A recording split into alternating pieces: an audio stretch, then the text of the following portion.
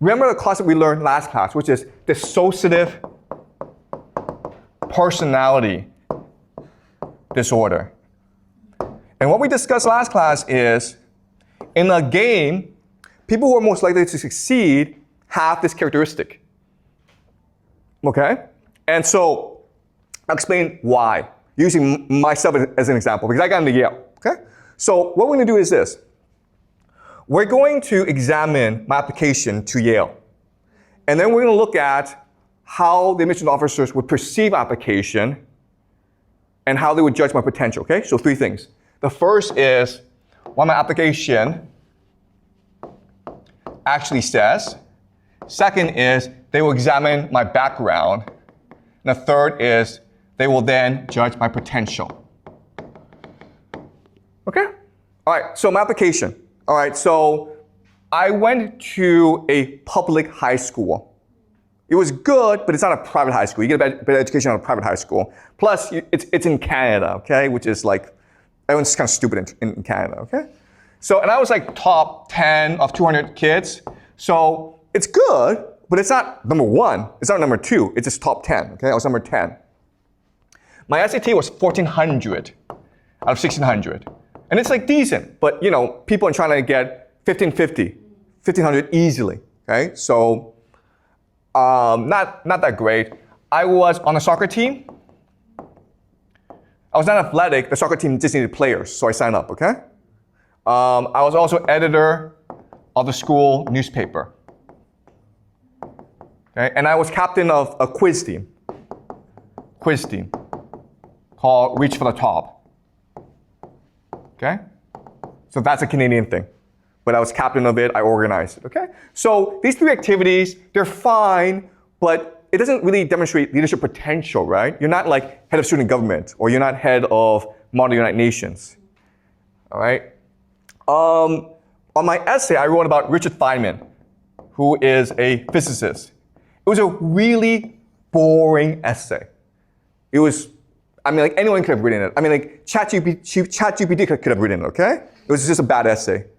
My teachers, I mean, they liked me, but they really didn't like me because I seemed aggressive to them. You know, I wanted grades too much. So the word they use is ambitious. They thought I was ambitious. Ambitious is a dirty word in Canada. It means you don't play by the rules. It means you're too aggressive. It means you're too pushy, okay?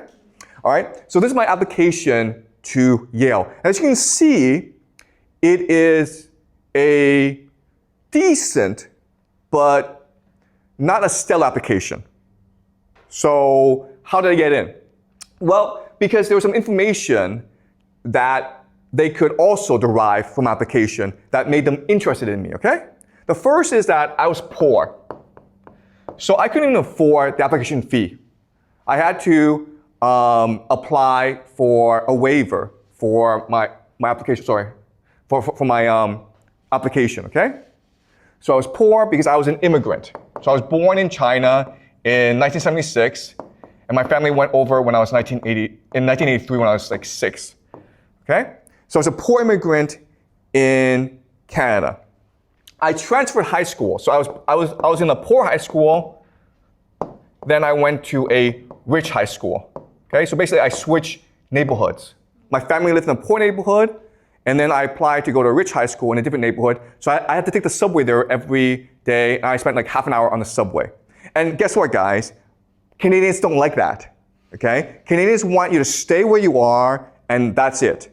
So when I told my high school principal that I was going to transfer high schools, he got very upset. And he said that I'm going to write a discipline letter, okay? A discipline letter, and it's a very serious thing. And I'm going to put it in your folder so that when you apply to university, they will know that you were suspended from the school. And like that's basically like a really bad thing, okay? I got this discipline letter, and when I went to the rich high school, I had no friends. Why? Because they didn't like me. Because they don't like it when someone new comes in. Okay, I didn't know their culture. I'm sort of like ambitious, and I was grade grubbing. But the thing is, I was desperate because my family was very poor, and I wanted a better life, okay? Okay? So, again, they know all this, okay? They know I'm an average student, and they know that I'm pushy and ambitious. And that's why Yale let me in. Because it's clear from this information that I had dissociative personality disorder. Okay? What does that mean? It means, first of all, I'm desperate. Okay? Desperate means like, if I don't get into Yale, I'll probably kill myself. I mean, if I didn't get into Yale, I would drown. I couldn't breathe. It was a life or death issue for me. They can see the desperation. They want that, okay? Second thing is, I was insecure. Okay? If you're an insecure person, it means you're not happy with who you are. It means there's a void in your heart. And therefore, the way to fill the insecurity is through achievement. Okay? So, if I made $1 million, I wouldn't be happy. I would need to go make $2 million. If I made $10 million, I would see people around me who had $100 million. And I would be like, I need to go make $1 billion, okay? So an insecure person sees the world as a competition. And you're always achieving, okay? And that's how you succeed, okay? And the third thing is, I was not a moral person, okay? I was ready to break the rules in order to succeed, transgressive, okay? So I was not supposed to leave my poor high school and go to a rich high school. That's breaking the rules in Canada. It's not illegal, but you're not supposed to do that. And I didn't care. The principal said I couldn't do that. I said to him, screw off. I'm still gonna do it. I went to the rich high school. Everyone said to me, you're not welcome. I said, I don't care. I'm gonna get my good grades, and I'm gonna get into the Ivy League. I don't need you guys, okay? So they saw the desperation, they saw the insecurity, they saw the hunger and the immorality. And this is all part of dissociative personality disorder. And that's why they let me in. Because it's possible I go crazy, okay? It's possible I become depressed, but it's also possible I change the world. Okay? Does that make sense? That's how they think. Because they're a venture capital firm. They're looking for the riskiest investment with the best possible return. They're looking for people who can become president of the United States, who can change the world, who can make a name for themselves. Because if they do that, that makes Yale look good. So you remember the name, okay? It's all about brand name recognition. Okay? Does that make sense? All right. Okay.